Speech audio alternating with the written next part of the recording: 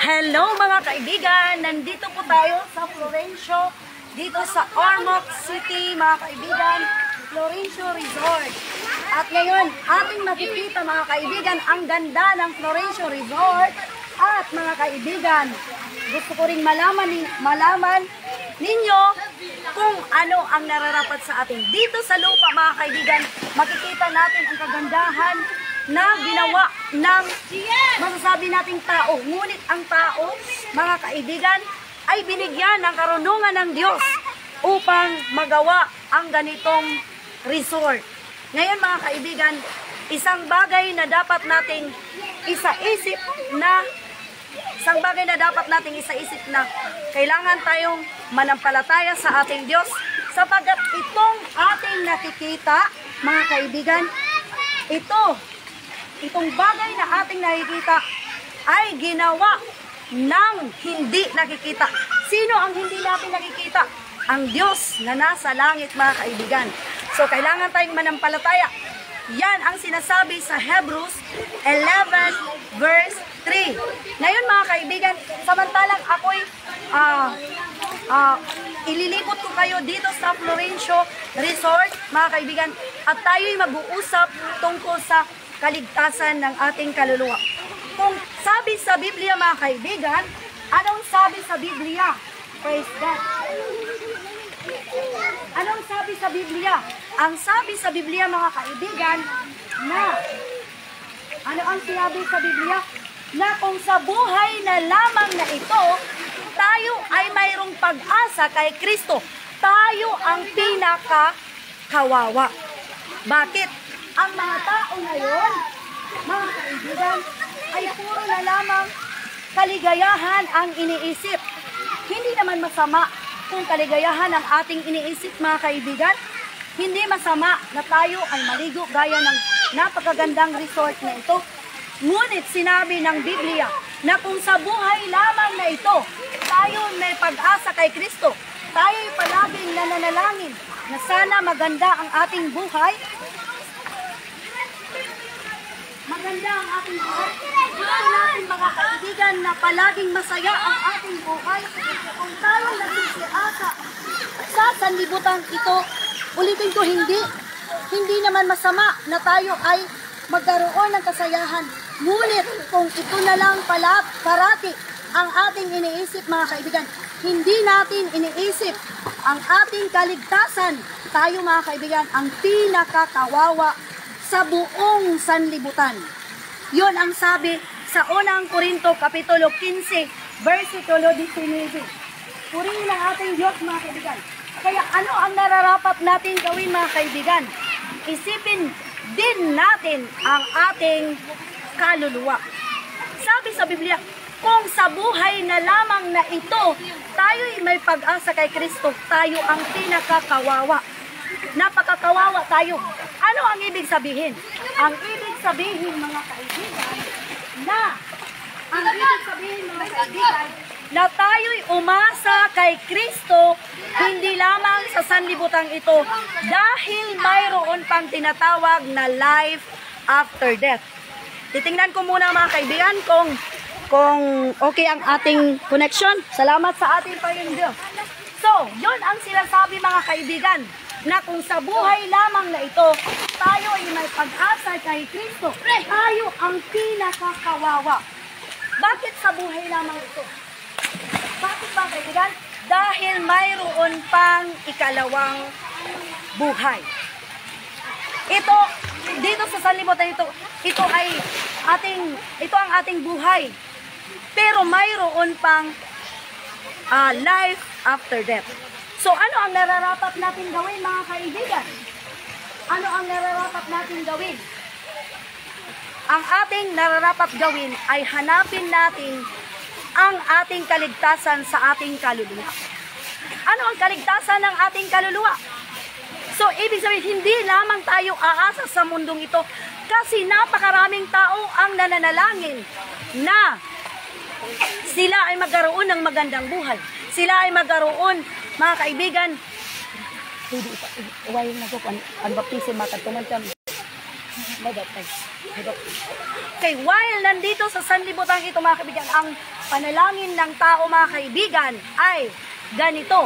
Ang panalangin ng tao ay magkaroon ng magandang buhay, magkaroon mga kaibigan ng mabuting pangangatawan, healthy.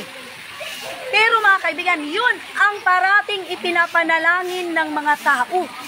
Yun ang parating panalangin ng mga tao na sana'y magkaroon palagi ng magandang buhay. Ngunit mga kaibigan, yun ang sinabi na kung sa buhay lamang ito tayo may pag-asa kay Kristo, tayo ang pinakakawawa. Dahil, bakit mga kaibigan? Ang ating, sabi sa Biblia, sa Psalms 90 verse 10, ang ating buhay ay umaabot lamang ng 70. O kung dahil sa kalakasan ay umaabot ng 80. Mga kaibigan, so, ibig sabihin, pagkatapos ng ating buhay sa sanlibutan ito mga kaibigan, mayroon tayong darating na haharapin. Ano ang darating natin na harapin? Ang ating darating na harapin ay ang pagkabuhay na magmuli or life after death. Sabi sa Biblia, sa 1 Corinthians, mga kaibigan, sabi sa Biblia, sa 1 Corinthians chapter,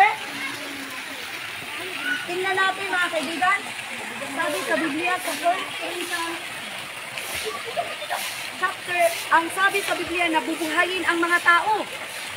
Bubuhayin ang mga tao sa 1 Corinthians chapter 15 verse 20.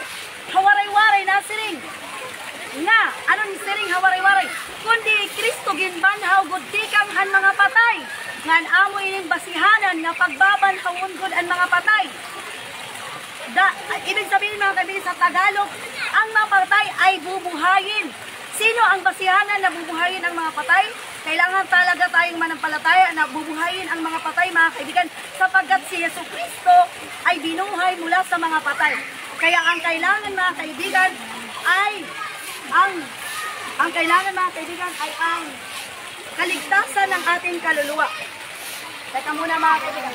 Okay, ano ang kaligtasan ng ating kaluluwa? Unang-una, sinabi ko na sa inyo na kailangan tayo ay manampalataya sa Diyos. Ikalawa mga kaibigan, tayo ay kailangan na magsisi sa lahat ng ating mga kasalanan. Yon ang sinasabi sa Biblia sa Gawa chapter 2 verse 38. Mangagsisi kayo at mangagbautismo ang bawat isa sa inyo sa pangalan ni Jesucristo sa ikapagpapatawad ng inyong mga kasalanan at tatanggapin ninyo ang kaloob ng Espiritu Santo. Yun mga kaibigan, dapat nating pagsisihan ang lahat ng ating mga kasalanan. Ano ang mga kasalanan? Mga pangangalunya, bakla, tumboy, according sa 1 Corinthians chapter 6 verse 9 mga kaibigan, yung mga paglalasing, mga kaibigan, rampant ito ngayon, yung pagbubulyaw, according sa Matthew 5 verse 22, at lahat ng mga sinungaling, lahat ng mga di magandang mga gawain, at lalong-lalo na ang kawalan ng pananampalataya sa Diyos, dapat nating pagsisiyan, lalong-lalo na mga kaibigan, ang pagsamba sa Diyos-Diyosan. Kaya ang buhay Kristiyano mga kaibigan, kami na mga Kristiyano ay hindi na kami sumasamba sa Diyos-Diyosan. Sapagat sabi sa Biblia mga kaibigan, sa Psalms 115, verse, doon sabi sa Psalms 115, sa Psalms 115 verse 3, sabi nila, nasaan ang iyong Diyos? Kasi walang ribulto. Ngunit sabi sa Biblia, ngunit ang aming Diyos, tingnan mo, ay nasa mga langit, kanyang ginagawa ang kanyang inibig. Ngunit ang kanilang Diyos ay pilak at ginto, may mata hindi nakita, may ilong hindi nakakahinga, may tainga hindi nakakarinig, may kamay hindi nakakahawak, at may paa na hindi nakakalakad. Kailangan pang buhatin at sambahin. Mga kaibigan, kailangan pagsisihan natin yan. Kaya kami, wala na kaming mga ribulto. At sabi sa Biblia, John chapter 3 verse 3, except a man be born again, he cannot see the kingdom of God. And except a man be born of water like this, mga kaibigan, except a man be born of water and of the Spirit, he cannot enter into the kingdom of God. Ano sinabi sa Biblia? Gawa chapter 2 verse 38, mangagsisi kayo at magbautismo ang bawat isa sa inyo sa pangalan ni Kristo sa ikapagpapatawad ng inyong kasalanan. Tatanggapin ninyo ang kaloob ng Espiritu Santo. Ito ang, mga kaibigan, ito po mga kaibigan, ang born again or except a man be born of water. Ito po mga kaibigan ang pag-born in water. Praise God. Ito po ang pagpapabautismo mga kaibigan. Iya, surrender ini. Kalau ini ngatak na tubuting ang dahon sa Diyos ni Pabili. Lord, ang iyawgan sa Diyos ni Pabili. Ngatak na sir.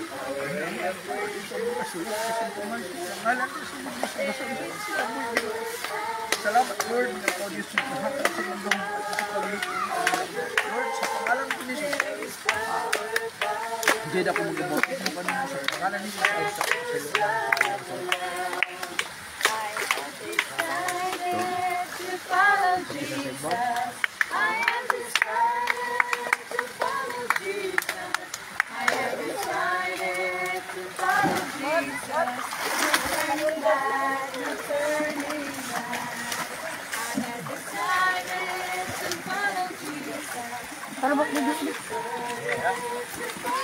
Ya, marampo kita. Kasi balawan kamo yan na bago na nga binuhat. Mula sa akong ganina. Isulot na niyo si Kristo. Si Kristo na makita ang inyong kinabuhi. Pagkamot kita sa pagpangalagad, sa ginabuhi ng pagpamatarong. Madalis ka sa paganis sa Ginoo, sa anuman nga nagtuapo nga nila ko mga gift. Nga para sa Ginoo, magagamit ninyo. Labaw sa tanan, ang iyong pagkabaraan nga iyo ihatag kinabuhi. Tubangan sa Ginoo, ano yung pinaka-important. Na magalakaw ka mo, sugod ng mga batan, sa ating istoryan kanina nga, magalakaw ka mo nga maida pagkabalaan nga kahimutan natin kinabuhi, para pahimuot kita ng ating Ginoo. So magampo kita, kaya ng mga panalangin, Pastor. Atagtaka Pastor niya ang pag-ampo. Praise the Lord, galigin ka. Praise God, hallelujah. Walaan, gamuhanan, walay guru Diyos, sa pangalan mo Jesus. Salamat po, dinurasa sa inyo sa pamahayo. Lumaya, giday ka na mo Diyos, sa kanan mo mayong buhay, kita na mo ang pinabuhi, salamat sa pagtuo, halatag mo Diyos, na tulog ang mga batanon, Ginoo. O salamat Lord, hallelujah, sa pag-amuma, sa pag-amping kanila nga pinagin ng oras sa Ginoo. Imong gihugasan ng ilang mga kasalanan o Diyos. Salamat sa inyo tayo. Mapahimot. Ang kanil Diyos. Yung mga Ginoo, hindi salamat. Ginoo mga katanaw na Diyos na makapahimuot. Gamita sila o Diyos, alang sa imong kahimayaan. Mahal, isa sa mga hiyas o Diyos, hallelujah, may inihatag kanila Ginoo. Tabangis sila Ginoo sa pag-amping ni Ginoo, hallelujah, o paggamit ni Diyos alang sa imong kaugalingon na kahimayaan Ginoo. Pandungan mo sila, hallelujah, sa imong mahigugmaon ng mga kamot o Diyos. Ampingan mo sila nga magatubo sila sa kaalab, kahibalo, halal sa imong mga pulong labos sa tanan ni Ginoo, sa paghigugma sa pagsunod sa ilang kabalauranan ni Ginoo. Thank you, the light of God, wala pagkatapos, Ginoo Jesus, hallelujah. Ginoo Jesus, gikan karon sa paggawat nila kanimo Dios hangtod nga imong bawion ang ilang kinabuhi. Ako naghangyo kanimo Lord, magapabilin sila sa pag-ila kanimo. Magapabilin sila sa pag-ila sa imong katingalahan ng mga buhat Ginoo sa matagos sa kanamo. Dalaygon ka sulat pagkatapos. Salamat sa tanganin mong kaayo Ginoo. Tanan mong salamatan sa kamuhanan mong ngalan sa pangalan mo by the Lord Jesus.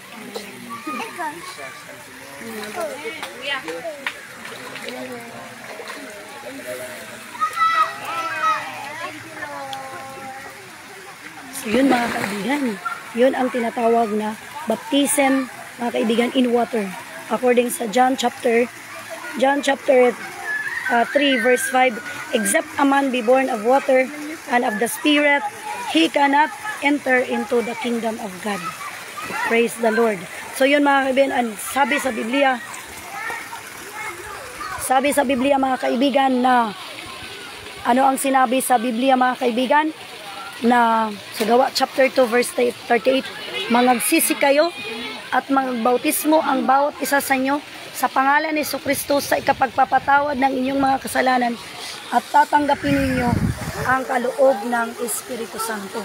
Yon ang paraan, mga kaibigan, ng pagtanggap, mga kaibigan, kay Kristo sa pamamagitan ng bautismo sa tubig sa pangalan ng Hesus Kristo. Purihin ang ating Diyos, mga kaibigan. Papakita ko sa inyo, mga kaibigan, dito sa mga bata naman tayo, mga kaibigan.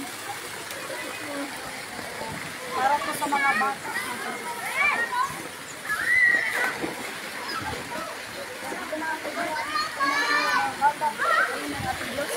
So mga kaibigan, ipapaliwanag ko sa inyo kung ano.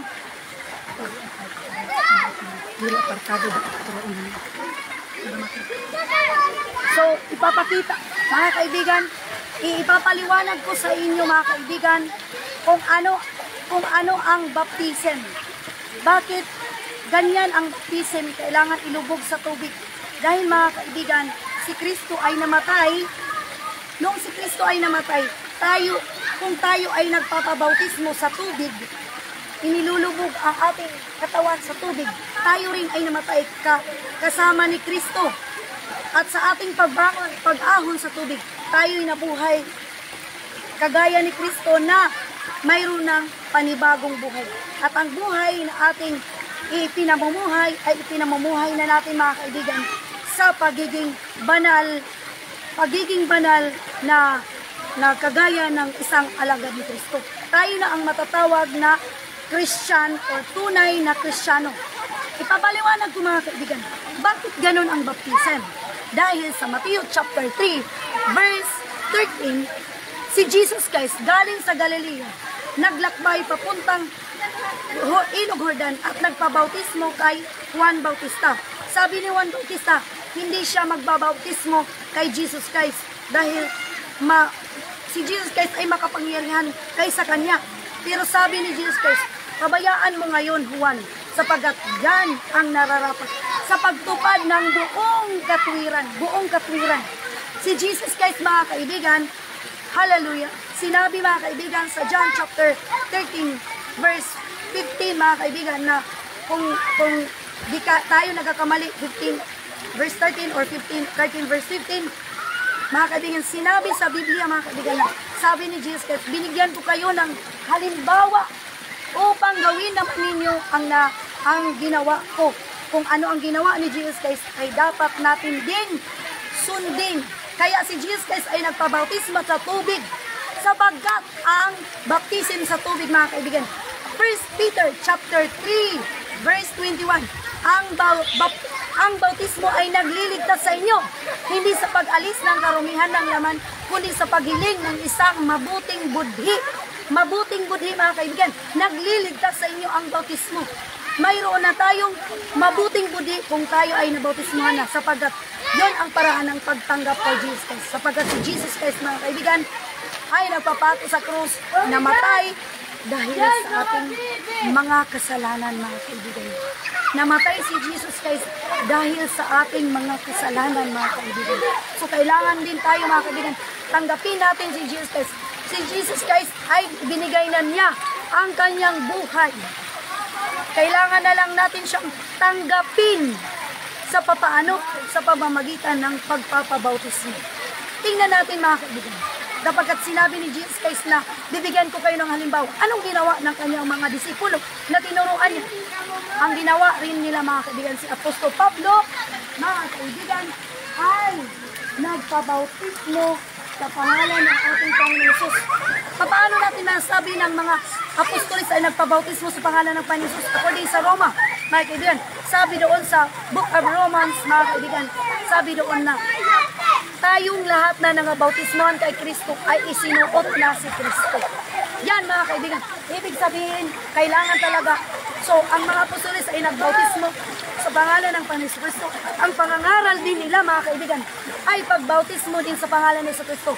Yun ang sinabi ni Pedro, isang apostolis ni Kristo, na magpabautismo ang bawat isa sa inyo sa pangalan ni Kristo sa ikapagpapatawad, mga kaibigan. Hindi pala mapapatawad ang ating mga kasalanan. Kaya pala si Jesus Christ ay nagpapako doon sa krus para mapatawad ang ating mga kasalanan. Para mapatawad ang ating kasalanan, kailangan natin tanggapin si Jesus Christ sa ating mga buhay. Yun ang paraan, ang pagpapabautismo.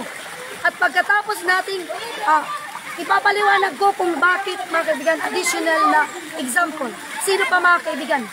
Yung ino ko, mga kaibigan. Yung ino ko, mahilig siyang magbasa ng Biblia, binasa niya ang Salmo. Ngunit, mga kaibigan, hindi niya nalalaman. Ang kanyang binasa ay tungkol sa isang tupa, na ang tupa ay dinadala at hindi, kahit saan dalhin ang tupa, hindi, mga kaibigan, hindi yun, mga kaibigan, na katulad ng kambing na naglulunti-lunti o gumagalaw, ayaw ng kambing na dalhin, pero yung tupa, mga kaibigan, ay sumusunod. Yun din ang sinasabi sa Salmo na binasa ng ino ko ay tungkol, mga kaibigan, kay Kristo, na si Kristo, mga kaibigan, ay pinatay dahil sa ating mga kasalanan. Kaya, mga kaibigan, si Filipe, mga kaibigan, ay nangaral sa kanya. Nangaral si Filipe, mga kaibigan, kay Eunuco. Sabi ng Eunuco, samantalang sila ay sila ay sumasakay ng karwahe, mga kaibigan. Sabi ng Eunuco, nang makakita sila ng sapa, sabi ng Eunuco, gaya nito, mga kaibigan, tingnan nyo, gaya ng binautismuhan, basta tubig, mga kaibigan. Nung makakita sila ng sapa, sabi ng Eunuco, oh, nandyan ang tubig, ano ang nakakadlang upang ako'y bautismuhan? Sabi ni Filipe, kung ikaw ay nananampalataya ng buong puso mo, ay babautismuhan kita. Sabi ni Eunuco, nananampalataya ako ng lubos kay Kristo. Kaya, mga kaibigan, binautismuhan si Filipe. Malaki na, binautismuhan yung Eunuco. Si Filipe ang nagbautismo. Malaki na yung Eunuco. Si Filipe nangaral sa mga lalaki at babae. Malalaki na, of course, gaya ng mga tao na yan. Malalaki na. Nung mangaral si Filipe, mga kaibigan, sabi ni Filipe, kayo ay manampalataya kay Jesus. Nung pinangaral ni Filipe, mga lalaki at mga babae ay nabautismuhan sa pangalan ng Panginoon Jesus. Hindi lang yon, si Cornelio.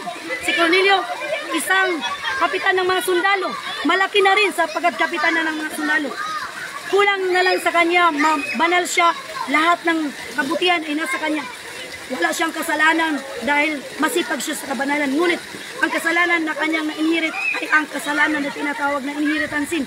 Kaya, mga kaibigan, kulang ang bautismo, kulang na lang ang bautismo kay Cornelio at ang buong sangbayan na pati ang kanyang mga sundalo. Kaya, mga kaibigan, pinadala si Pedro, mga kaibigan, at pinangaralan sina Cornelio, mga kaibigan. Pinangaralan sina Cornelio. Praise God. Pinangaralan sina Cornelio at ang buong sambayan. Mababasa sa Gawa chapter 10 verse 43 na sa pangalan ni Jesucristo mayroong kapatawaran ng kasalanan. Kaya nabautismuhan sa pangalan ni Jesucristo sina Cornelio at ang buong sambayan. Nabautismuhan sa pangalan ni Jesucristo.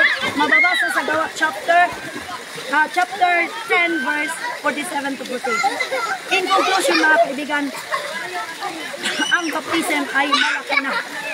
In conclusion, ang baptism ay malaki na. Hindi baby, gaya nila, di pwedeng bautismuhan niya, dahil wala yung pananampalataya. Hindi baby, kundi malalaki na, kagaya ni Kristo, sapagkat sabi sa Biblia, ang manampalataya at magpabautismo maliligtas. Ngunit ang di mananampalataya ay parurusahan. Gusto mo ba, mga kaibigan, na ikaw ay naparusahan? Kung ikaw din ay napabautismuhan sa pangalan ng ibang pangalan o pangalan ng Ama o ng Anak o ng Espiritu Santo, sapagkat yan ay utos pa lang, mga kaibigan, kailangan magpabautismo ka na sa pangalan ng Panginoon Jesus. Bakit? Mayroong mga alagad mayroong mga alagad, mga kaibigan, na na-encounter ni Pablo at ang kanilang bautismo ay bautismo ni Juan. Kaya, mga kaibigan, nung malaman nila kung ano ang nararapat na bautismo, ay nagpabautismo sila sa pangalan ng Panginoong Jesucristo. Mababasa sa Gawa chapter 5, 19 verse 5. Ulitin natin, mga kaibigan, ang kaligtasan ay sa pangalan ng ating Panginoong Jesucristo. Kaya, mga kaibigan, purihin ng ating Diyos. Ang bautismo ay sa pangalan lamang po ng ating Panginoong Jesucristo. Thank you kay Sister Evelyn na nag-video sa akin. So ang bautismo ay sa pangalan lamang po ng ating Panginoong Jesucristo. Purihin ang ating Panginoong Diyos. Tandaan po natin mga kaibigan, walang ibang pangalan. According sa Biblia, sa Gawa, chapter 4, verse 12, walang ibang pangalan na binigay sa silong ng langit na sukat nating kaligtas, kundi sa pangalan lamang po ni Jesucristo. Purihin ang ating Diyos mga kaibigan. Sa pangalan lamang po mga kaibigan ni Jesus Christ, mayroong kaligtasan ang tao mga kaibigan. Sa pangalan lamang po. Bakit? According mga kaibigan, sa Mateo 21, Mateo chapter 1,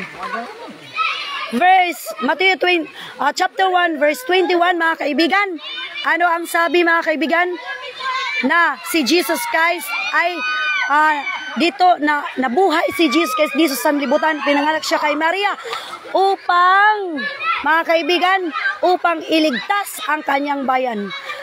Tayo mga kaibigan na nananampalataya sa Diyos, gusto ng Diyos na tayo'y iligtas. Purihin ang ating Diyos. Gusto ng ating Diyos na tayo'y kanyang iligtas. Kaya siya mga kaibigan ay nagkatawang tao. Purihin ang ating Diyos. Nagkatawang tao si Jesus Christ mga kaibigan. Nagkatawang tao siya mga kaibigan. Kaya nang pagkatawang tao siya mga kaibigan, hallelujah, ang rason pala mga kaibigan, upang siya'y maipako sa krus at matanggap natin siya sa magitan ng bautismo sa pangalan ng ating Panginoong Hesus. Tandaan po natin mga kaibigan, kailangan mabautismuhan po tayo sa pangalan ng Panginoong Hesus sapagkat hindi tayo maliligtas kung hindi tayo mabautismuhan sa pangalan ng Panginoong Hesus. At hindi mapapatawad ang ating mga kasalanan kung walang bautismo sa pangalan ng Panginoon Hesus sapagkat hindi natin natanggap si Jesus Christ sa ating buhay. Purihin ang ating Diyos mga kaibigan. Hallelujah. Purihin ang ating Diyos mga kaibigan. Hallelujah. Maraming salamat sa ating Panginoong Diyos. Hallelujah. Purihin ang ating Diyos mga kaibigan. Yan mga kaibigan. So mga kaibigan, hindi lamang tayo sabi sa Biblia na kung tayo'y umaasa lamang sa Panginoon Jesucristo sa sanlibutan ito, tayo ang pinakakawawa. Hindi masama ang maging masaya mga kaibigan. Hindi masama. Kundi mga kaibigan, masaya maging Kristiyano. Tingnan niyo sila, ang masaya sila na naglilingkod sa ating Diyos. Purihin ang ating Panginoong Diyos. Hallelujah. Masaya maglingkod sa ating Panginoong Diyos. Hallelujah. Basta't atin lamang pong gawin, mga kaibigan. Atin lamang pong gawin, mga kaibigan, ang nararapat mga kaibigan sa ating Panginoong Diyos. Ano ang nararapat sa ating Panginoong, nararapat na ating gawin? Mamuhay tayo ng may kabanalan pero masaya. Oo, tama. Mamuhay tayong may kabanalan pero masaya. Nandoon sila Pastor Paroko, purihin ng Diyos. Hallelujah. Masaya mga kaibigan. Praise the Lord, masaya. Pero mga kaibigan, tandaan natin, mga kaibigan, dapat tayo maging masaya sa Panginoon. Purihin ang ating Diyos. Masaya tayo sa ating Panginoon.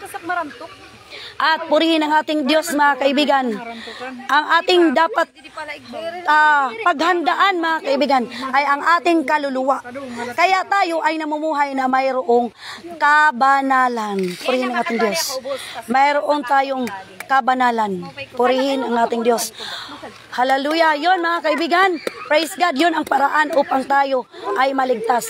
At ang ikalawa, kung matanggap na natin si Jesus Christ sa pamamagitan ng bautismo, gaya ng nakita natin kanina, pagpapabautismo, yun ay pagtanggap kay Jesus Christ. Sabagat mali po mga kaibigan na tayo mabautismohan sa tubig na baby pa, tayo ay mabautismohan sa pangalan ng Ama at ng Anak ng Espiritu Santo, dapat kang magpabautismo ulit. Hallelujah! Dahil nagpabautismo ulit ang mga na alagad. At dapat tayo magpabautismo na malaki na. Kagaya ni Jesus Christ na 30 na ang kanyang edad. At higit sa lahat, mamuhay ng may kabanalan sumamba doon, mga kaibigan, doon sa walang Diyos-Diyusan at walang ribulto. Mga kaibigan, sapagkat ang ating Diyos ay super jealous God. Napakasiloso ang ating Panginoong Diyos, mga kaibigan. Siloso siya. According sa Exodus chapter 20, verse 4 to 5, mga kaibigan.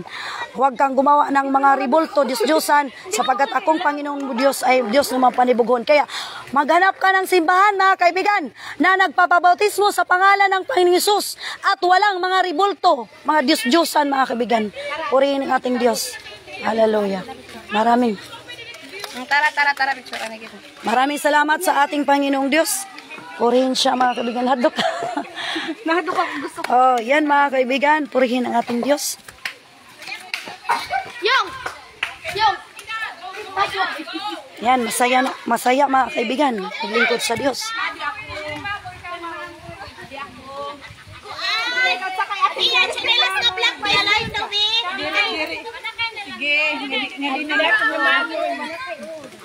Sige, sakay diba, sakay. Dili kayo sumay. Dili ka na, dili man, dili. So, at tayo mga kaibigan magpatuloy sa paglilingkod ng ating Panginoong Diyos. Magpatuloy sa paglilingkod sa Diyos. Na may kabanalan, masaya. Lupa may langit na rin. Hallelujah. Praise God. Dali na, ano may kinit?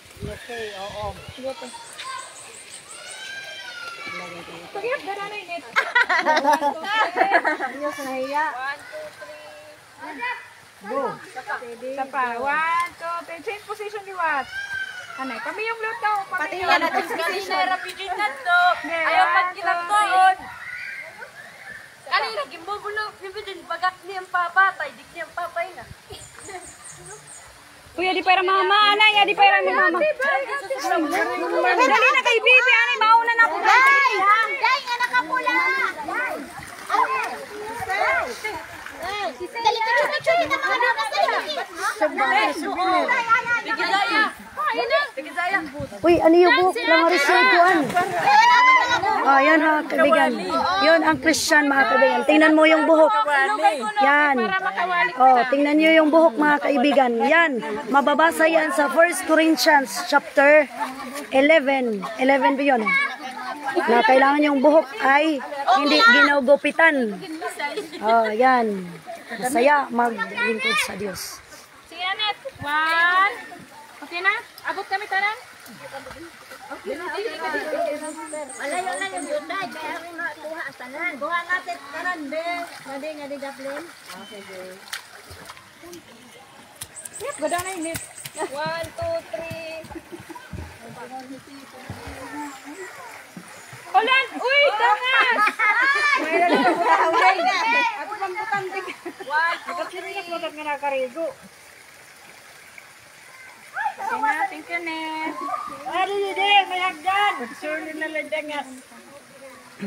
Bill, video daw ako, Bill, na slide. Slide ka? Oo, didi. Bill, adi man, didi. Bill, didi ba, Bill? Masukot man, Bill. Kay maguli at ako, masayang lingkod sa Panginoon. Sige. Ay, pagbuka na kay bangin mo. Ano yan? Ay, pagtabunit. Adi, didi. Tapos ay pagtabunit, audio. Ano na?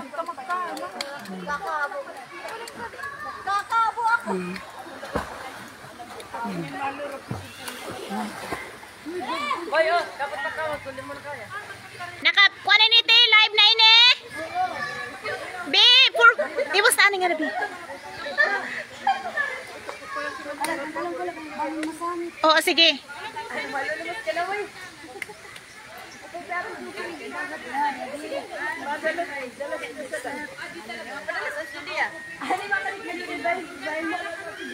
Purihin ang ating Diyos, masayang maglingkod sa ating Diyos. La, nasasangit ka lagi, te.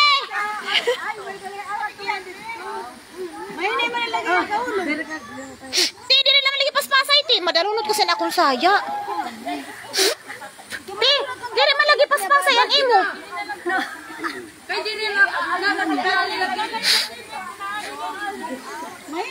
Oo, ano ako lagi paspasay. Kuha daw ako, Bi.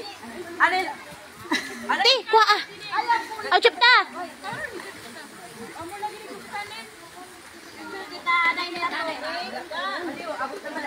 Hi guys.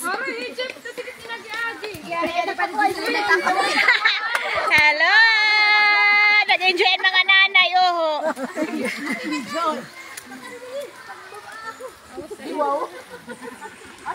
Sige ka mo naman.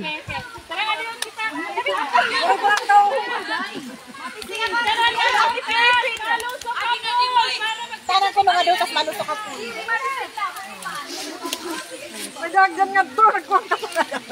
Sige langoy-langoy.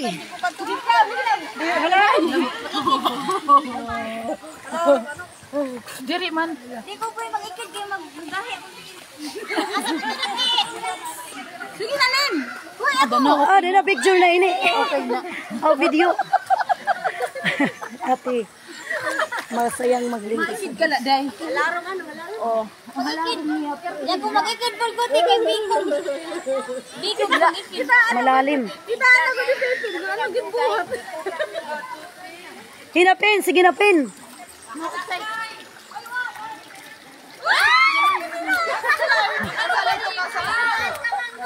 Ikaw kalma ka. Mas makasag nga ni promise. Patatambukan. Ayun ako makaraw natin yung silid. Sige na, go.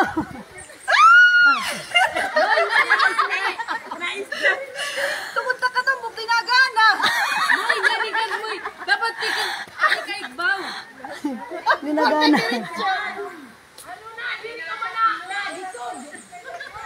Diri ka man na dito. Sorry kaya. Alay na. Dapat tikan ka kadigbaw. Ayaw, nakakarabot mag. Ayaw, moy diri ka malit makubos. Oh, sige, ge. Maupay la. Sige na, be.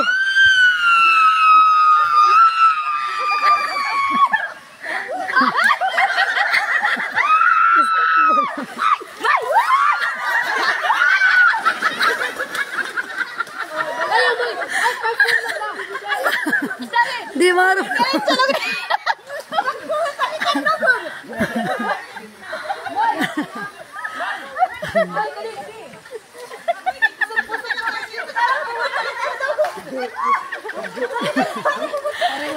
Doro. Ay, basta rebilin, mautrop ako. Ikaw libat. Dira ko na duka ko. Oh, sige. Sis, mahuram ako. Anak ko, sis, libat. Apuan pa ako. Ano ha? Sagad man nga to. Tikawon ko igbaw. Oo. Tapos tika pa na.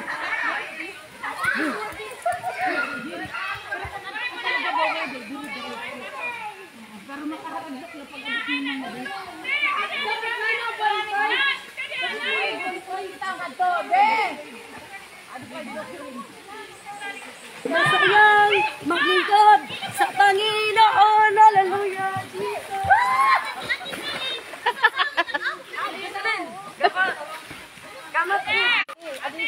Be.